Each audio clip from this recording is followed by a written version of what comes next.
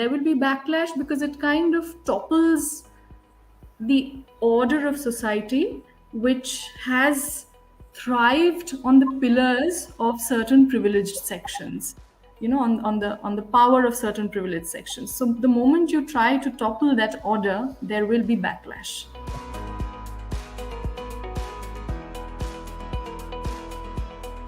I put a little bit of a spin-off on it, and I made it, I think, therefore I resist. And I think that,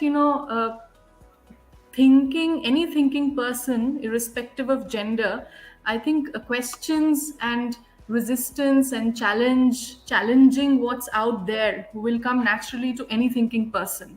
And when this thinking person belongs to a marginalized group like women and others, of course, that kind of poses a different kind of pressure on society.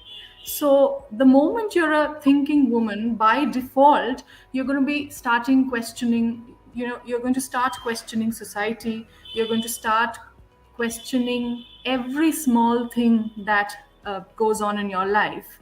It's something so simple like, why can't we move around freely on the streets without being harassed? Why don't we have equal wages? Why are people asking us what to do with our bodies, telling us what to do with our bodies?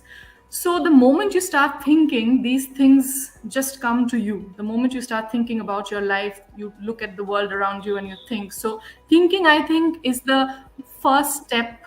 Thinking itself, I think, is an act of rebellion. It's the first step towards change or empowerment, because society, they're kind of scared of brave women, of women who are vocal, of women who are angry. So, "Hum Bharat ki nari hai, phool nahi chingari hai" is a slogan that we used a lot during our protests, which are still all ongoing for Bilkis Banu. And I think it's a beautiful saying, because for the longest while, women have been looked at as pretty objects, like flowers, just to be looked at and to be admired. But clearly, we are not flowers. Clearly, we are flames, and clearly, we are very angry.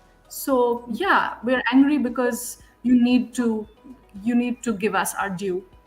I mean, it's so heartbreaking, as you said, and I mean, it's difficult to even find words to describe how heartbreaking and how traumatic it is. And apart from being heartbreaking and traumatic, it's also extremely shameful. It is unjust. And, not only because what's happened in the past, but also because it appears to be extremely unlawful, the way they were released, the way the convicts were released. So legal protocols of remission have not been followed.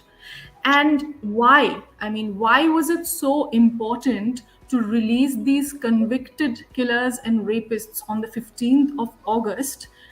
What kind of message are we sending by doing this to the women of our country?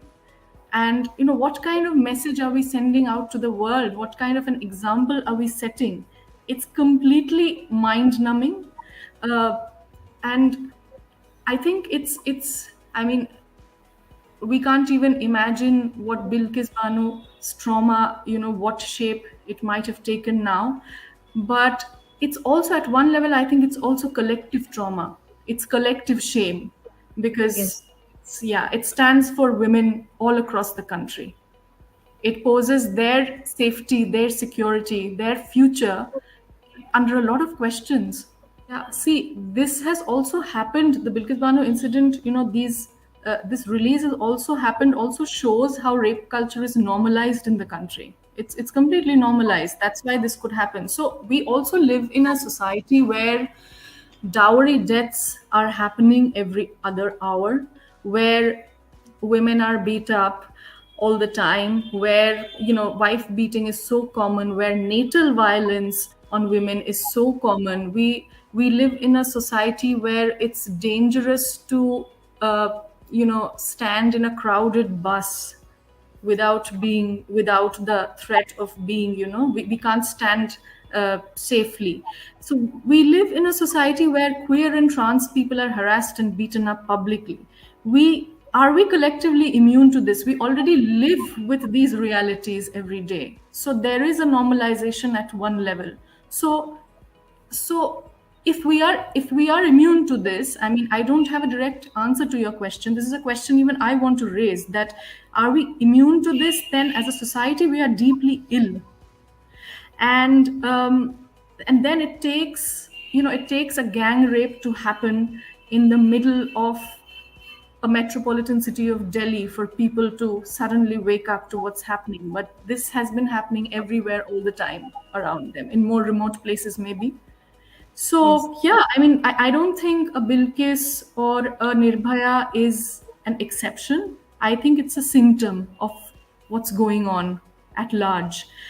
Yeah, and something is deeply, deeply disturbed at the roots, and that's where we need to look. I think the idea of feminism, even when it did not exist in this particular word or shape or form, I think it was always a little bit contentious. I mean, it was always looked upon with a lot of suspicion, right from when I think women had started canvassing for voting rights to the time when they started asking for rights to work outside of home. So the moment you actually fight for something that is rightfully yours but is not being given to you, there will be backlash. And there will be backlash because it kind of topples the order of society, which has thrived on the pillars of certain privileged sections, on the power of certain privileged sections. So the moment you try to topple that order, there will be backlash.